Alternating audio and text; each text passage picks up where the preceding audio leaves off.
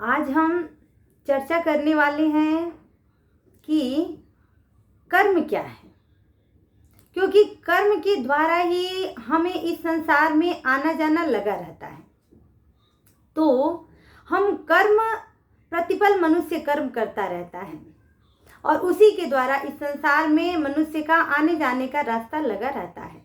कर्म के द्वारा ही हमें उम्र, आयु, जाति, अनेक प्रकार की योनियां भी प्राप्त होती हैं।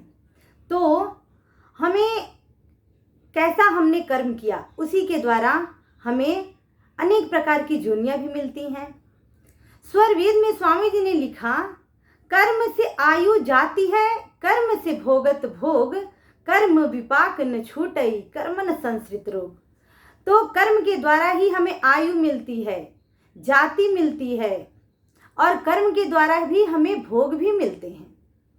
तो स्वरवेद कहता है कि कर्म एक बहुत बड़ी विषय है जिसके द्वारा मनुष्य बच नहीं सकता। कर्म एक बहुत बड़ी चीज है जिसके द्वारा कोई भी नहीं बचता, चाहे वो हम कैसा भी कर्म करे, शुभ करे अशुभ करे, प्रतिपल मनुष्य कर्म को करता रहता है। तो कर्म के द्वारा हमें भोग भी प्राप्त होते हैं। किसी को अधिक सुख मिलता है कर्म के द्वारा, किसी को अधिक दुख जीवन में प्राप्त होता है, वो भी कर्म के द्वारा। तो हमारे कर्म कैसे हैं, कितने महान हमने कर्म को किया है। क्योंकि देखिए, मनुष्य कर्म से ऊंचा बनता है। सदगुरुदेव ने स्वरवेद में लिखा, पूज्य कर्म गुण होता है, उम्र जाति नहीं कोय, जीवन ढर अध्यात्म में, हंस दशा मह सोय। तो हमारा कर्म कितना श्रेष्ठ है, हम कितने श्रेष्ठ कर्म किए हैं, कितना हमारा गुण श्रेष्ठ है, उससे मनुष्य बड़ा होता है। उम्र से, जाति से, ब्राह्मण कुल में जन्म लेने से कोई उच्च नहीं हो जाता। तो हमारे कर्म कितने श्रेष्ठ हैं, क्योंकि कर्म जब हमारे श्रेष्ठ होते हैं, हमारा स्वभाव श्रेष्ठ होता है, वही व्यक्ति महापुरुष होता है। चाहे वो किसी जाति संप्रदाय, किसी भी अपवर्ग से जुड़ा हो, किसी भी संस्थान से हो, लेकिन उसका कर्म कितना श्रेष्ठ है, वो कितना महान है, कितना उसका गुण महान है, कितना स्वभाव महान है, यही मायने रखता है। तो हमें इसी तरफ ध्यान देना है कि हम अपने कर्म को श्रेष्ठ बनाएं, हमारा कर्म शुभ हो, क्योंकि शुभ कर्म का फल शुभ रूप में और अशुभ कर्म का फल अशुभ रूप में प्राप्त होता ही है।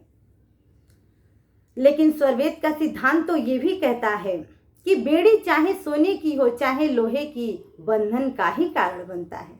सुपूज्य संत प्रवर श्री विज्ञान देव जी महाराज क्या कहते हैं, अरे बेड़ी सोने की रहेगी तो भी तो बंधन का ही कारण है।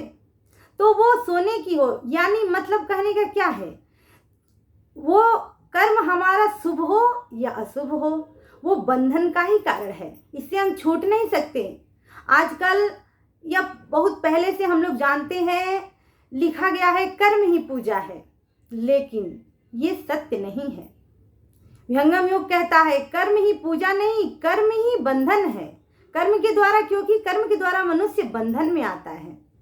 बंधन है, शुभ करे तो भी अशुभ करे तो भी, अच्छा बुरा कैसा भी हम कर्म करें, कितना भी श्रेष्ठ कर्म कर ले, लेकिन वो बंधन का ही कारण बनता है। इसीलिए कहा गया है, बेड़ी चाहे सोने की हो चाहे लोहे की, वो बंधन का ही कारण होता है। तो हमें फिर भी प्रयास करना है कि हम अच्छे कर्म करें, शुभ कर्म करें, अशुभ कर्मों से बचे। पहले इसमें सुधार लाना है, फिर हमें आगे उसकी तैयारी करनी है जहाँ से कर्म समाप्त हो जाते हैं, कर्म रह ही नहीं जाते। तो आज के लिए इतना ही मैं उपयुक्त समझती हूँ। अब फिर कल हम आप सब मिलेंगे। बोलिए सद्गुरुदेव भगवान की जय।